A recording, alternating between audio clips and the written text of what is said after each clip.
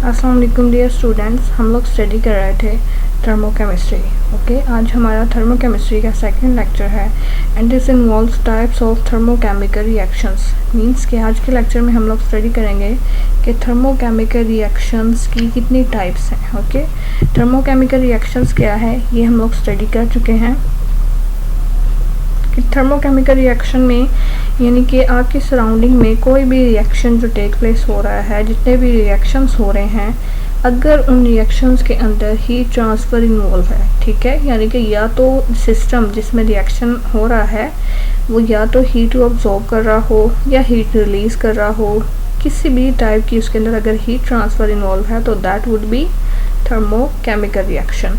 तो हम कह सकते हैं a chemical reaction that involves emission and absorption of heat are termed as thermochemical reactions. ठीक है, कि ऐसे रिएक्शंस जिनके अंदर हीट की या तो एमिशन हो रही हो या अब्सॉर्प्शन हो रही हो, उन्हें क्या कहेंगे, उन्हें थर्मोकेमिकल रिएक्शंस कहेंगे। अब ये है कि दो चीज़ें हमने कहा है कि या तो इसमें अब्जॉर्प्शन हो रही हो हीट की या फिर एमिशन हो रही हो। तो इसी बेसिस के ऊपर ये रिएक्शंस को फर्दर बेसिकली टू टाइप्स के अंदर डिवाइड किया जाता है। First one is exothermic reaction and the second one is endothermic reactions. ठीक है, तो एक्सोथर्मिक रिएक्शंस क्या हैं? एक्सो मीन्स, ठीक है, जब भी आपको ये वर्ड एक्सो का मतलब होता है एमिशन, ठीक है, यानी कि रिलीज़, कि हीट रिलीज़ होगी सिस्टम में से सराउंडिंग में। तो एक्सोथर्मिक रिएक्शंस कौन से होंगे? ऐसे रिएक्शंस जिनके अंदर जो हीट है वो रिएक्शन में से या सिस्टम में से सराउंडिंग में रिलीज़ हो रही है। ठीक है, मीन्स क्या होगा कि अगर आपके पास प्रोडक्ट है, रिएक्टेंट्स हैं, वो रिएक्टेंट्स कंबाइन होंगे, रिएक्टेंट्स कंबाइन होके आपको प्रोडक्ट देंगे, तो उस कंबाइनिंग के दौरान रिएक्टेंट्स समहाउ एनर्जी को रिलीज़ करेंगे। ठीक है, कुछ ना कुछ एनर्जी उनकी इन फॉर्म ऑफ हीट जो है वो क्या होगी, रिलीज़ हो जाएगी सराउंडिंग में, तो जिसकी वजह से प्रोडक्ट की जो एनर्जी है वो क्या होगी, लेस हो जाएगी। ठीक है, Here, जैसे यहाँ लिखा है, we can say that energy of reactant is higher than product. क्यों हायर होती है? क्योंकि जो रिएक्टेंट्स हैं वो कंबाइन होते हैं जब प्रोडक्ट देने के लिए, तो प्रोडक्ट की एनर्जी और तो वो थोड़ी सी अमाउंट एनर्जी के रिलीज़ कर देते हैं, ठीक है, इन्वायरमेंट में या सराउंडिंग में, तो जिसकी वजह से सिस्टम की एनर्जी क्या कर जाती है, डिक्रीज़ कर जाती है। और ये जो एनर्जी का चेंज है इसे इंथैल्पी चेंज कहा जाता है। और क्योंकि सिस्टम, एक बात अब याद रखिएगा कि जब भी सिस्टम की तरफ से कोई चीज़ की जा रही हो, चाहे वो वर्क हो चाहे एनर्जी रिलीज़ हो, ओके, तो उसको नेगेटिव साइन से रिप्रेजेंट करते हैं, यानी कि सिस्टम के अंदर डिक्रीज़ हो रहा है। ओके, यानी कि जैसे हम लोग जानते हैं कि अगर सिस्टम की तरफ से वर्क किया जा रहा हो तो उस वर्क को नेगेटिव वर्क कहते हैं। इसी तरह अगर सिस्टम की तरफ से हीट रिलीज़ हो रही है सराउंडिंग में तो उसको भी नेगेटिव साइन में शो करते हैं, यानी कि सिस्टम की जो हीट है वो क्या हो रही है, वो डिक्रीज़ हो रही है। ओके, तो ये हमारे पास क्या थे, exothermic reactions. Okay, means reactions which release heat to surroundings are known as exothermic reactions.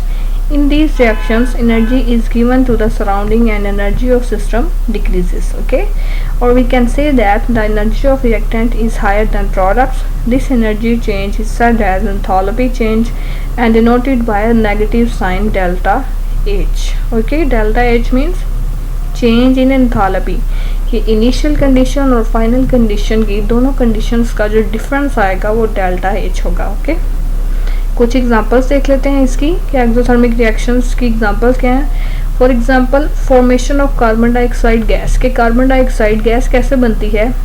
Let's suppose आपके पास जब कार्बन सॉलिड फॉर्म में कंबाइन करते हैं हाइड्रोजन गैस के साथ अंडर सम टिपिकल कंडीशंस, तो आपके पास कार्बन डाइऑक्साइड गैस प्रोड्यूस होती है। अब ये कार्बन डाइऑक्साइड गैस जब प्रोड्यूस हुई है तो इंथैल्पी चेंज आप लोग देख सकते हैं। Okay, this is shown by delta H that is equal to -393 kilo joule per mole. You know that better कि kilo joule per moles energy का यूनिट है, और ये माइनस का साइन आपको इंडिकेट कर रहा है कि ये रिएक्शन कौन सा है, एक्सोथर्मिक रिएक्शंस है। यानी कि during the formation of carbon dioxide जब कार्बन और हाइड्रोजन कंबाइन हुए हैं तो समहाउ हीट जो है वो रिलीज़ हुई है सिस्टम से सराउंडिंग में। इसी तरह फॉर्मेशन ऑफ वाटर है, जब वाटर दो गैसेज आपस में कंबाइन हो रहे हैं, ठीक है।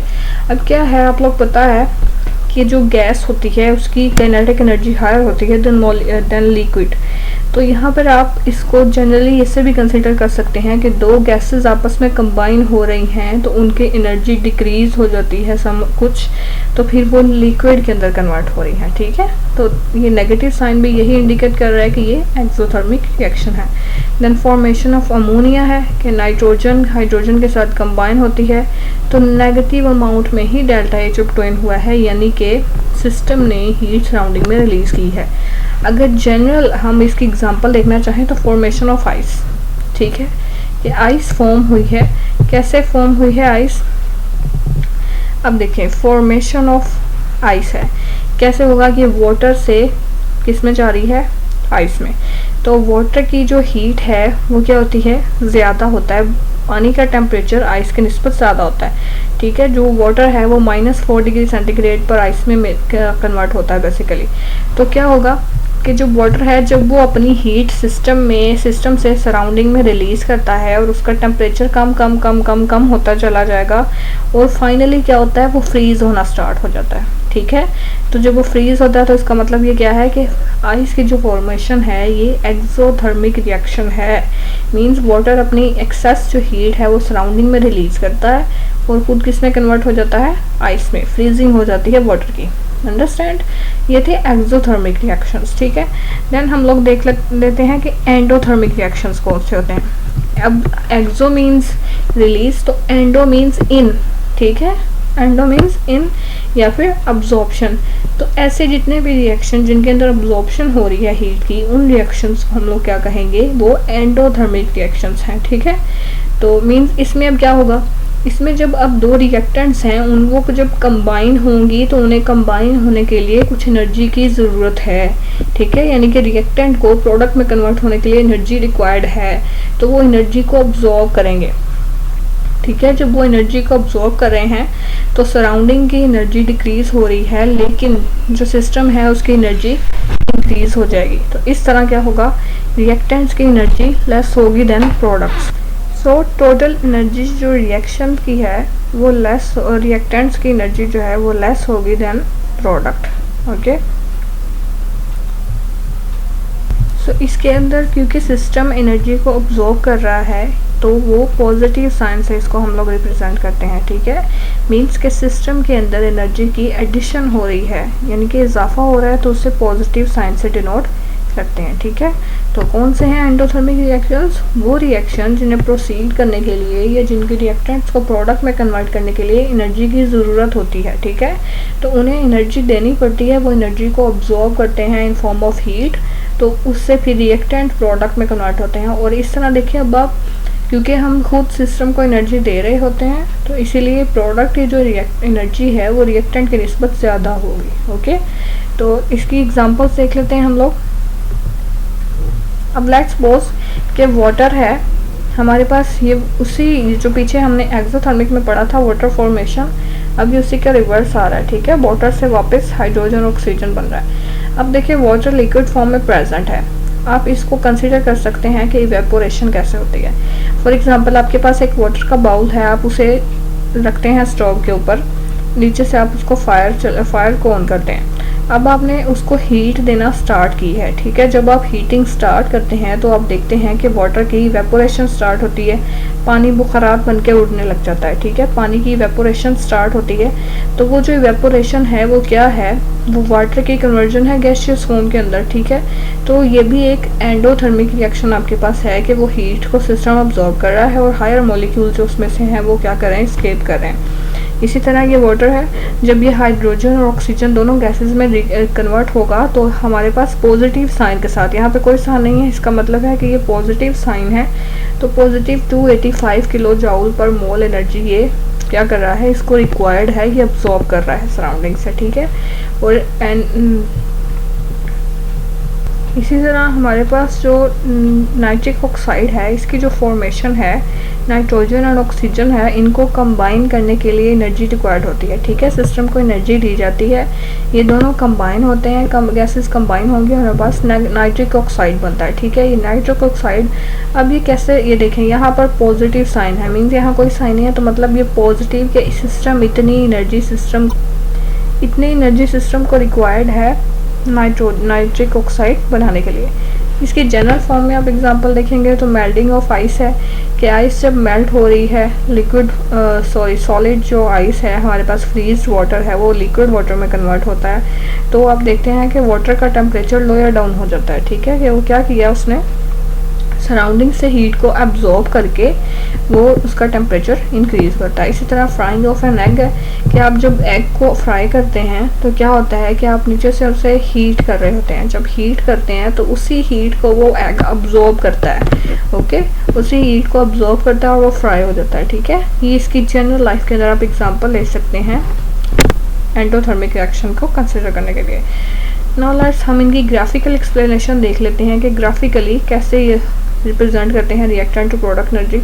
लेट्स सपोज ये हमारे पास इस डायरेक्शन में इंथैल्पी इंक्रीज हो रही है, ये आपके पास एक्सोथर्मिक रिएक्शंस हैं। ठीक है, रिएक्टेंट जो प्रोडक्ट में कन्वर्ट होते हैं एक्सोथर्मिक रिएक्शन में, आपको पता है एनर्जी क्या होती है, सराउंडिंग के अंदर रिलीज हो जाती है, क्योंकि जब रिलीज हो गई तो फिर प्रोडक्ट की एनर्जी क्या होगी, लेस होगी। ये लेवल्स आप देख सकते हैं, हायर लेवल है रिएक्टेंट की एनर्जी का और लोअर लेवल है प्रोडक्ट की एनर्जी का। ठीक है, तो एनर्जी क्या हुई है, लो, और इस साइड पे आप देख सकते हैं ये भी एनर्जी इधर इंक्रीज हो रही है। रिएक्टेंट जब प्रोडक्ट में कन्वर्ट हो रहे हैं, क्योंकि एनर्जी वो गेन करते हैं सराउंडिंग से। ठीक है, सराउंडिंग से एनर्जी को गेन किया है तो प्रोडक्ट की एनर्जी इंक्रीज हो गई है देन रिएक्टेंट्स।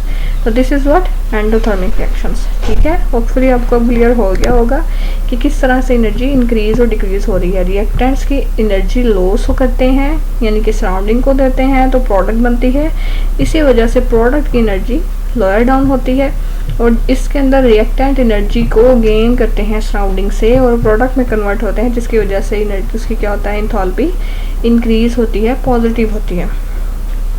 नाउ इनके अंदर जो एक चीज़ है इम्पोर्टेंट है वो भी, कि इन दोनों के दरमियान आप डिफ्रेंशिएट करना चाहें, वैसे तो सारे पॉइंट्स एक्सप्लेन हो गए हैं, फिर भी अगर आप इसको टेबल्स की फॉर्म में, लेट्स सपोज दिस वन, तो अगर आप डिफ्रेंशिएट करें एक्सोथर्मिक रिएक्शन को एंडोथर्मिक रिएक्शन से, तो सिंपली ये है कि एक्सोथर्मिक रिएक्शन में क्या होता है, इसमें हीट रिलीज होती है सराउंडिंग्स में, एंडोथर्मिक रिएक्शन में हीट अब्जॉर्ब होती है। ठीक है, इसके अंदर temperature of system decreases. Okay, ये हमने पीछे डिस्कस किया है क्यों डिक्रीज करता है, ये इसलिए डिक्रीज करता है क्योंकि जो सिस्टम का टेम्परेचर है वो डिक्रीज करता है, क्योंकि जो रिएक्टेंट्स हैं जब वो प्रोडक्ट के अंदर कन्वर्ट होती हैं तो क्या करती हैं, एनर्जी को रिलीज कर देती हैं। ठीक है, इसी वजह से उनका टेम्परेचर कम हो जाता है। Denoted by negative sign, negative sign क्या इंडिकेट करता है, रिलीज को।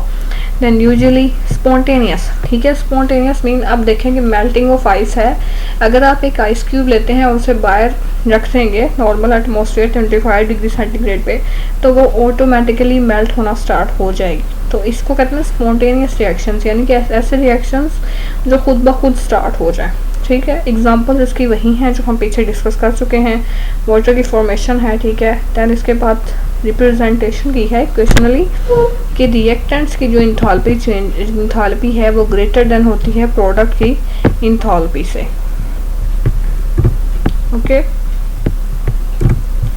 and then endothermic reaction, it is denoted by plus H, these are non spontaneous। ठीक है, let's suppose कि एग है वो ऑटोमेटिकली फ्राई नहीं होगा जब तक आप उसे हीट नहीं देंगे। ठीक है, और इसके अंदर रिएक्टेंट्स की जो इंथैल्पी है वो लेस देन प्रोडक्ट होती है।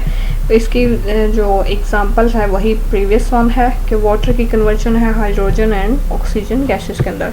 तो ये आज का लेक्चर था आपके पास, होपफुली आपको क्लियर होगा। अल्लाह हाफ़िज़।